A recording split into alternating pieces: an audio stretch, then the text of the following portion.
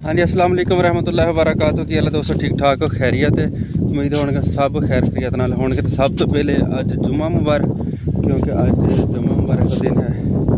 तो असी अज घर से छुट्टी है, अज इतने मुरब्बे आए हैं। तो पिछले ब्लॉग च असी कनक दिखाई सी, कनक अपनी तो बिल्कुल छोटी छोटी सी सबज को महीने की बचाई हुई सी। तो अज माशाल्लाह पाके तैयार हो गई, 2-4 दिन तक इसकी कटाई होगी। थोड़ा दिखाने कनक ए देखो माशाल्लाह कणक ए टिब्बे के उपर दिखाई सर कणक सारी ए नीचे लगी हुई है, थले तो ए वाली लगी हुई है ऊपर।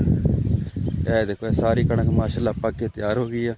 तो जिमीदार वास्ते हैगा यही सोना यही गोल्ड, क्योंकि जिमीदार की साल की कमाई जी है ना कणक आ, क्योंकि वो घर के खाण के दाने हो जाते हैं। तो वो वास्ते इन्ना ही बहुत होंगे वा, वो इस गल से खुश हो जाता कि चलो मेरे घर खाण के दाने हो गए आ।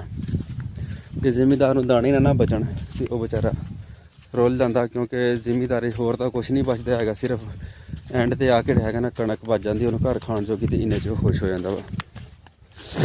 यह देखो यह सारी माशाल्लाह कणक जी हैगी पक के तैयार हो गई है। तो यह 2-3 दिन तक वाढ़े लगणगे, यदी कटाई करावांगे, फिर कड्डांगे।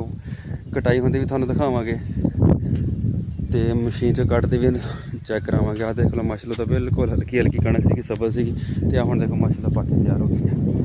ये मेरे रब सोने का करम आ। तो टिब्बियां तो अगे नहीं सी होंदी, अगे भी तो 30-40 साल तो टिब्बे ये वेले ही पे सीगे। तो यह सिर्फ वजह हैगी है रेट वधण दी, क्योंकि फसलों के रेट माशाल्लाह बन गए, तो इस करके टिब्बे भी आबाद हो गए। अल्लाह करे इहदे रेट बने रहन तो जिमीदार भी खुशहाल रहणगे, तो साफ ज़रा साडे मुल्क का निज़ाम भी बेहतरीन चलता रहेगा। साडे मुल्क का निज़ाम चलता है जिमीदारी के उत्ते ही। जेकर जिमीदार भुखा ना बेचारा तो मुल्क भी साडा भुखा ही आ। अगर जिमीदार खुशहाल है तो मुल्क साडा भी खुशहाल है, क्योंकि इत्थे 70%